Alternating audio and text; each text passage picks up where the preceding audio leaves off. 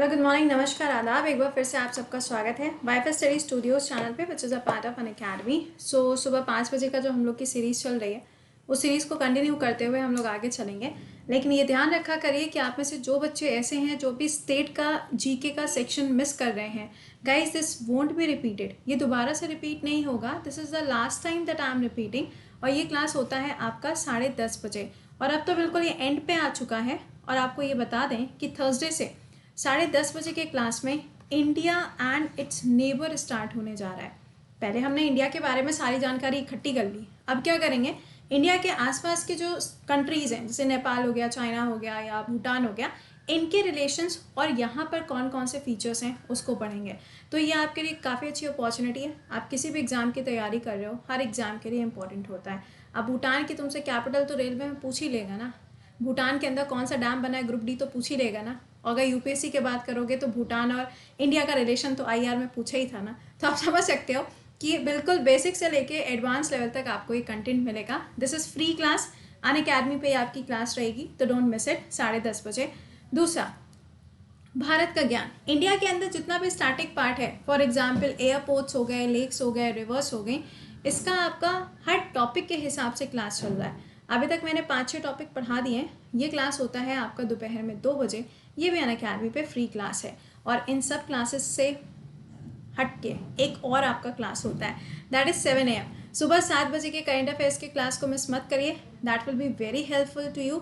आप जानते ही हो कि हर एग्जाम के लिए वो इंपॉर्टेंट होता है, तो प्लीज़ उसे मिस मत किया करिए। इस क्लास के जस्ट बाद में 7 बजे मिलेंगे आपसे लाइव।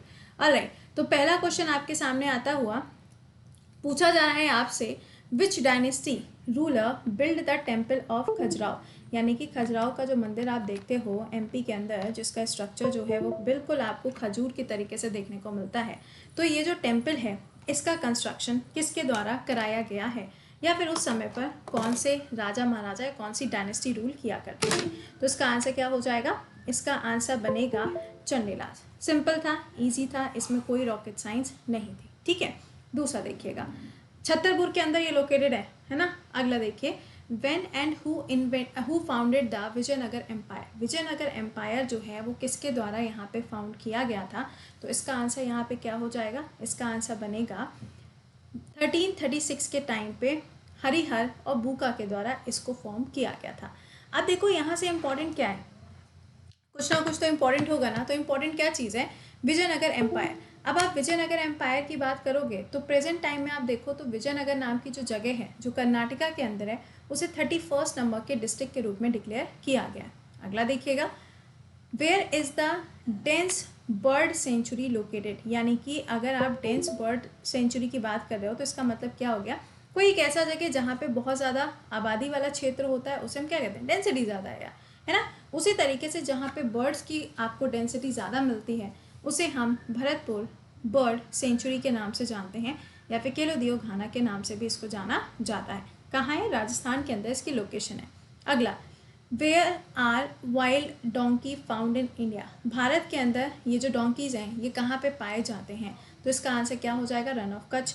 और अभी आपको ध्यान होगा, मंकी के लिए जो सेंसस किया गया है वो कहाँ पर हुआ है? वो हिमाचल प्रदेश के अंदर किया गया है। ठीक है, अगला देखिएगा, whose creation is Das Kapital. अब दास कैपिटल की बात करोगे तो ये कार्ल मार्क्स, और कार्ल मार्क्स आप जानते ही हैं, कैपिटलिस्ट थ्योरी हो गई या फिर द कॉन्सेप्ट ऑफ कैपिटलिज्म हो गया, वो इनके द्वारा ही दिया गया। अगला, what is the distance of moon from the earth. अब देखो, मून और अर्थ के अगर हम डिस्टेंस की बात करते हैं तो कुछ शब्द आते हैं, जैसे कि पेरीहीलियन, एपीहीलियन। ये क्या है? ये अर्थ और मून के बीच का जो डिस्टेंस है वो बताएगा? नहीं, ये बताएगा किसके किसके बीच का डिस्टेंस? अर्थ और सन के, क्योंकि इसमें क्या लिखा है? हीलियन शब्द लगा है। लेकिन अगर आपसे पूछा जाता है एपोजी और पेरीजी, ये क्या होता है? ये अर्थ और मून के बीच का डिस्टेंस बताता है। तो यहाँ पर आप देख सकते हो कि मून और अर्थ का ये जो डिस्टेंस है, दिस इज़ व्हाट 385,000 किलोमीटर्स। और अगर अर्थ और मून के बीच का जो डिस्टेंस होता है वो सबसे कम होता है, तो क्या कहते हैं इसको? हम क्या बोलेंगे? आप आंसर करके बताना। मैंने तो आपको बता दिया है, चलो अच्छा बता देते हैं। एपोजी और पेरीजी है ना, पेरीजी का मतलब हो गया पास, यानी कि दोनों के बीच का डिस्टेंस कम है। और एपोजी का मतलब क्या है? जब दोनों के बीच का डिस्टेंस क्या है? मैक्सिमम है। सिंपल। ठीक है, अगला, हाईएस्ट वाटरफॉल ऑफ इंडिया। अब देखो, इसमें जन्मों जन्मांतर का डाउट रहता है। भैया सुनिए, अगर ऑप्शन में आपको कुचिकल दिया है, कुचिकल मार्क करके आना। अगर आपको ऑप्शन के अंदर जोग वाटरफॉल दिया है तो जोग वाटरफॉल मार्क करके आइएगा। दोनों दिया है तो कुचिकल मार्क करके आइएगा। जोग वाटरफॉल ये कहाँ पर है, आपको देखने को मिलती है कर्नाटका के अंदर, श्रावती नदी के ऊपर इसकी लोकेशन है। अगला, which musical instrument does Amjad Ali Khan play. Amjad Ali Khan जो है वो कौन सा म्यूजिकल इंस्ट्रूमेंट प्ले करते हैं, तो इसका आंसर क्या हो जाएगा, सारुद इनके द्वारा बजाया जाता है। NCC was established in which year, इसको कब इस्टेब्लिश किया गया है, तो 1948 में इसको इस्टेब्लिश किया गया है। ये नेशनल लेवल पर कैडर होता है। आपने देखा होगा एनसीसी के अंदर काफ़ी सारे बच्चे एडमिशन्स लेते हैं, तो ये क्या होता है, this is just like a training होती है। ओके, अगला, which is the smallest continent in the world. देखो अभी मैंने कुछ दिन पहले आपको पढ़ाया था कि जो डीपेस्ट और हाईएस्ट प्लेसेस हैं उसका एक नया डेटा रिलीज़ हुआ था। तो वो आपको क्या करना है, वो आपको डेली बेसिस पे थोड़ा थोड़ा करके, 5 हैं, एक एक करके डेली आपको याद करना है। तो इसमें पूछा जा रहा है smallest continent of the world, answer क्या हो जाएगा, ऑस्ट्रेलिया। आप कमेंट बॉक्स में मुझे बताओगे largest continent of the world. अगला, which is use at the dilute in the nuclear reactor, क्या यूज़ किया जाता है, तो हैवी वाटर का इस्तेमाल किया जाता है या फिर ग्रेफाइट का इस्तेमाल होता है। अगला, हु डिस्कवर न्यूट्रॉन, न्यूट्रॉन किसके द्वारा डिस्कवर किया गया, तो ये तो ईजी है, यहाँ पे चैडविक ने इसको डिस्कवर किया था। जैसे कि जे थॉमसन के ऊपर सवाल बन जाता है, या फिर आप देखोगे तो और भी जैसे मैडम क्यूरी के ऊपर क्वेश्चंस बन जाते हैं, तो these are the type of question जो इजीली बन जाते हैं। शेरशाह सूरी, इनको कहाँ पे बरी किया गया, मतलब इनको कहाँ पे इनका जो मकबरा है वो बना हुआ है, तो ये सासाराम बिहार के अंदर इसकी लोकेशन है।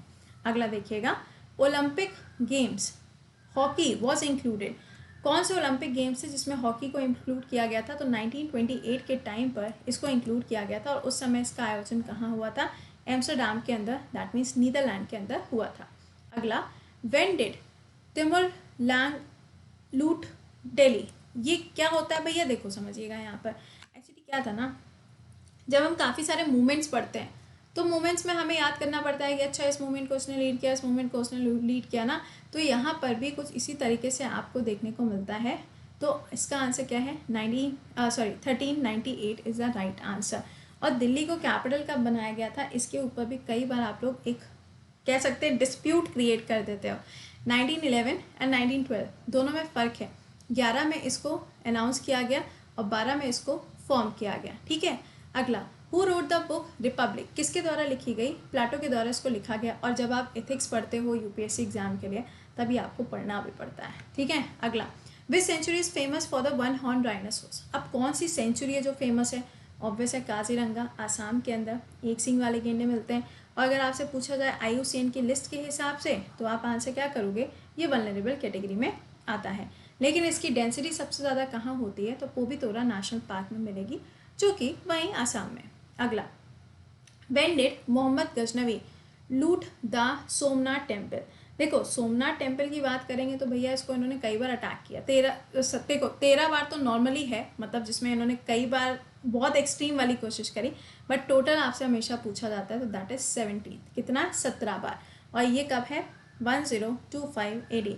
और आपने जब वो ऐड देखा होगा कुछ दिन तो गुजारी है गुजरात में, जब आपने ऐड देखा होगा जिसमें अमिताभ बच्चन जी आते हैं, तो उनके पीछे भी आपने देखा होगा जो टेम्पल बना है दैट इज सोमनाथ टेम्पल, ठीक है। अगला, with which movement in Sundarlal Bahuguna related, इनका नाम किसके साथ में जुड़ा हुआ है, आप मुझे ये बताइएगा कि नर्मदा नदी को लेके जो डिस्प्यूट वगैरह क्रिएट हुआ था, इसके लिए आपसे पूछा जा रहा है हाँ, इसके लिए आपसे पूछा जा रहा है कि नर्मदा वाला जो डिस्प्यूट हुआ था उसमें एक फेमस पर्सनालिटी का नाम आया था, वो आपको बताना है। यहाँ पे सुंदरलाल बहुगुणा के बारे में पूछा जा रहा है, तो चिपको मूवमेंट। अगला, kangaroo is a easy question, कहाँ, ऑस्ट्रेलिया होगा। अब ये ना हो जाए कि पता चला सवाल पूछा गया आपसे, क्या, कौन सा वाला, रैट रेन वाला, अगर ऐसा पूछा है माइस रेन पूछा जाए तो ये ध्यान रखिएगा। अगला, what is the country of white elephant, white elephants कहाँ पे पाए जाते हैं, तो ये थाईलैंड के अंदर पाए जाते हैं। और आप मुझे ये बताओ इंडिया में कौन से नेशनल पार्क में मिलेंगे, देखें कौन आंसर करता है, गूगल कोई नहीं करेगा, सीधे सीधे आंसर करके बताओगे। अगला, which bank has the most branches in the world, ऐसा कौन सा बैंक है जिसकी ब्रांचेस आपको सबसे ज़्यादा देखने को मिलती हैं, तो axis bank of India. Next, which planet has the ring around it, देखो 2 प्लैनेट हैं जिनके आसपास आपको रिंग्स मिलती हैं। एक्चुअली सैटर्न के बाद में सारी हैं, बट प्रॉब्लम ये होती है कि वो और ज़्यादा दूर चलती चली जाती हैं, तो वो ना हल्का हल्का सा ब्लर होती जाती हैं, डिसअपियर होती जाती हैं। तो वो दिखती नहीं है बट होती हैं। तो सैटर्न के अराउंड कितनी रिंग्स होती हैं? 7 होती हैं। नेक्स्ट है eight which height does the temperature decreases bye 1 degree Celsius? Answer हो जाएगा 165 मीटर्स। नेक्स्ट देखो, हु डिस्कवर्ड रेडियम? रेडियम की खोज किसके द्वारा करी गई थी? तो इसका आंसर क्या बनेगा? पेरी एंड मेरी क्यूरी के द्वारा इसको ढूंढा गया था। नेक्स्ट है व्हेन वाज शाक संपत?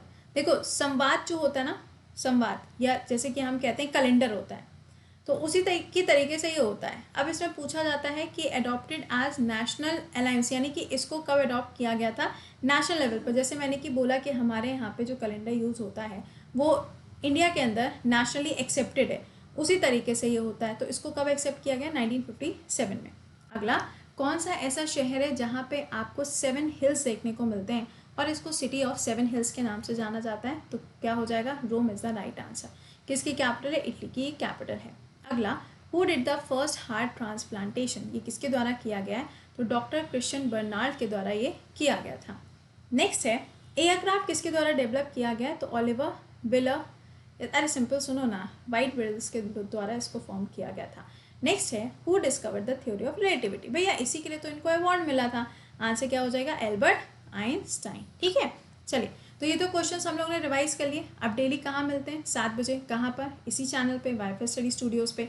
कितने बजे मिलेंगे? 7 बजे मिलेंगे। So be live in the session, थोड़ा समय पर क्लास में आ जाएगा सो दैट आपका कोई भी सेक्शन, कोई भी क्वेश्चन मिस ना हो, क्योंकि वो आपके हर एक एग्जाम के लिए इंपॉर्टेंट है।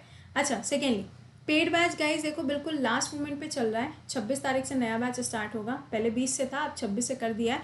तो 26 तारीख से पहले इसको ज्वाइन कर लेना। ये ध्यान रखना है कि जब आप इसको ज्वाइन करेंगे तो इसमें आपको जीएस, मैथ, इंग्लिश और रीजनिंग मिलेगी बिल्कुल बेसिक से। और अभी भी इसको जब आप 1 साल के लिए, 2 साल के लिए ज्वाइन करोगे तो इसमें आपको क्या मिलेगा? एक्सटेंशन भी मिलेगा। फीस कितनी है? 6000 रुपीज़ इसकी फ़ी है। इसी तरीके से यूपीएससी बैच, अगर आप घर पे बैठ के अपना प्रीलिम्स, मेंस, इंटरव्यू या मॉक टेस्ट, ये सारी चीज़ें देना चाहते हैं और साथ में अगर आप 20 बुक्स का कलेक्शन भी लेना चाहते हो तो आप इस बैच को ज्वाइन कर सकते हो। कोड है प्रति10, डिस्क्रिप्शन में दोनों लिंक लगे हैं, you can join that batch. तो टाइमली बस ज्वाइन कर लीजिएगा। चलो मिलते हैं 7 बजे। टिल देन खुश रहिए, मुस्कुराते रहिए। Bye bye and take care.